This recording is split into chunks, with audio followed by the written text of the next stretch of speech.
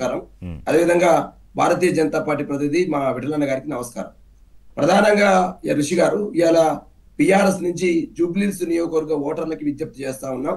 ఎవరైతే చిన్న పెద్ద అనే తారతమ్య భేదం లేకుండా ఓటు హక్కు అనేది ఒక ఆయుధం కాబట్టి అందరు వినియోగించుకొని ఈసారి 50% పైగా ఓటు శాతం రావాలని బీఆర్ఎస్ పార్టీ ఆకాంక్షిస్తా ఉంది.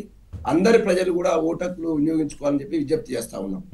అదే క్రమంలో ఇవాళ బీఆర్ఎస్ పార్టీగా అన్ని రకాల ప్రచారాలు ముగిసిన తర్వాతకి ఇవాళ పెద్ద ఎత్తున జరుగుతున్న ఓటింగ్ ఏదైతే ఉందో ఆ ఓటింగ్ ఎటువైపు ఉంటుంది అనేటువంటి ఆలోచన కూడా బీఆర్ఎస్ పార్టీ మిగతా పార్టీ శ్రేణులు కూడా ఆ ప్రయత్నాలు చేస్తా ఉన్నాయి.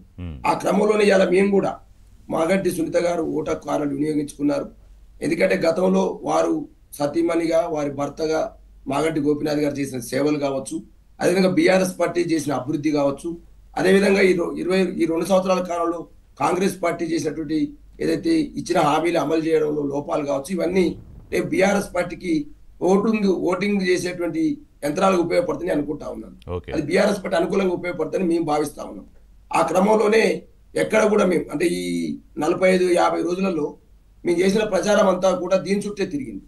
కానీ ఈ మధ్య కాలంలో ఏదైతే ఈ 5-6 రోజులుగా కాంగ్రెస్ పార్టీ ఏదైతే ఒక 10 రోజుల నుంచి అజారుద్దీన్ గారికి మంత్రి పదవి ఇవ్వడంలో కావచ్చు, అదేవిధంగా ఆ తర్వాతకి ఎలక్షన్ ఓటర్లను ప్రింట్ చేసి ఓటర్ కార్డు డిఫరెంట్ గా కొత్త ఓటర్ కార్డు ప్రింట్ చేసినటువంటి అంశం మీద కావచ్చు, అదేవిధంగా ఏదైతే మ్యానిపులేట్ విటమిన్ ఎమ్ని ఎట్లయితే నమ్ముకొని కొత్త రాజకీయాలు చేస్తున్నట్టుగా బీఆర్ఎస్ పార్టీ చేస్తాం. నిన్ననే ఆల్రెడీ మా మాజీ కంప్లైంట్లు ఇచ్చారు కదా నిన్న ఎలక్షన్ అదే తలసాని శ్రీనివాస్ యాదవ్ గారు, హరీష్ రావు గారు, మా మాజీ మంత్రివర్యులు, అదేవిధంగా ఎమ్మెల్యేలు అందరూ వెళ్ళి ఆ సిఇఓకి కంప్లైంట్ చేసి కూడా చేయడం జరిగింది.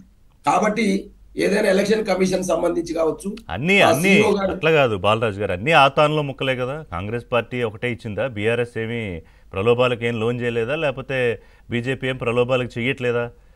ఇవాళ మనం అసెంబ్లీ కాదు కదా, జూబ్లీహిల్స్ ఉప ఎన్నిక తెలంగాణ రాష్ట్రంలో తొలి ఎన్నిక కాదు. ఓటర్లకి ఎన్నికలప్పుడు ఏం జరుగుతుందో తెలుసు, మీకు తెలుసు, మాకు తెలుసు. కానీ బహిరంగంగా మరీ పచ్చిగా మాట్లాడుకోలేం. ఇప్పుడు మనం రిపోర్ట్ చేసిందే, ఒక పార్టీ ముందు కొంత ఇస్తే రెండో పార్టీని ఆ నెంబర్లు కూడా చెప్పట్లా. లేదు ఎంత ఇచ్చారంటే మళ్ళీ ఇంకో పార్టీ కొంత పెంచిందని, లేకపోతే కొన్ని చోట్ల పట్టు చీరలు ఇస్తున్నారని, కొన్ని చోట్ల ఇంకా రకరకాల ప్రలోభాలు. ఇవి ఆ పార్టీ ఈ పార్టీ అని ఏముంది సార్? ఇప్పుడు మన ఏబిఎన్ సంబంధించినటువంటి పత్రికలు కూడా రాసినారు ఆంధ్రజ్యోతిలో ఎట్లా ప్రలోభాలకు గురి చేస్తా ఉన్నారు. ఒక ఇంట్లో ఉంటే 33,000 వచ్చినాడు సార్ 6 ఓట్లకి. మన పత్రికలు రాసిరు, నేను అది చదివాను ఇంతకుముందు. నేనేమంటే ఇలా 2-3 అంశాలు స్పష్టంగా బీఆర్ఎస్ పార్టీ చెప్తా ఉంది. ఇలా బీఆర్ఎస్ పార్టీగా సార్ మేము ప్రతిపక్షంలో ఉన్నాం, వారు అధికార పక్షంలో ఉన్నారు. అధికార పక్షం ఉన్న వాళ్ళకి త్రాసులో కొంచెం ఒకవైపు తరాజు అనేది కొంచెం అటువైపు లొంగుతుంది. ఆ వైపుగా ప్రయత్నాలు జరుగుతున్నాయి అనేది బీఆర్ఎస్ పార్టీ వాదిస్తా ఉంది. బీఆర్ఎస్ పార్టీ ఆ దిశగా మేము కంప్లైంట్ కూడా చేస్తా ఉన్నాం. ఎలక్షన్ కమిషన్ వాళ్ళు మేము నిజాయితీగా జరుపుతున్నాము, ఎవరి వైపు లేము, ఎవరి పక్షపాతం లేవనేటువంటి భావన ఎలక్షన్ కమిషన్ కలిగించాలంటే అన్ని రకాల అంశాలని కూడా కట్టడి చేయాల్సిన అవసరం ఉందనేది బీఆర్ఎస్ పార్టీగా ఆ దిశగా మేము కంప్లైంట్ చేసినాం. దానిపైనే చర్యలు తీసుకోవాల్సిన అవసరం ఉంది. గతంలో దొంగ ఓట్ల దాని మీద మేము కంప్లైంట్ చేసినాం, ఇంతవరకు అతిగతి లేదు.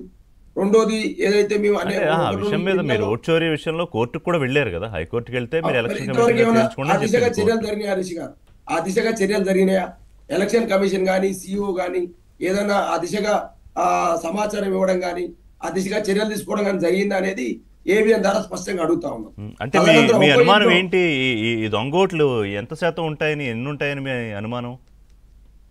నాకు అంటే సార్ ఇప్పుడు మేము ఇంత శాతం ఉంది సార్ జూబ్లీహిల్స్ లాంటి కాన్ఫరెన్స్ లో చాలా ఎక్కువ ఓట్లు, 4 లక్షల ఓట్లు. పోలింగ్ టైం కూడా ఇంకో గంట పెంచారంటే అంత ఎక్కువ ఓటింగ్ ఉంది కాబట్టి 4,00,000 పైచిలకు ఓట్లుంటే 4 లక్షల ఓట్లున్నాయి. ఆ ఓట్లలో మేము అయితే యూసఫ్గూలో తిరిగినాం, ఏదైతే వెంకటగిరి కాలనీ, శ్రవంతి నగర్ కాలనీ తిరిగితే ఓటర్లను గుర్తించడం కోసమే చాలా ఇబ్బంది పడాల్సి వస్తుంది.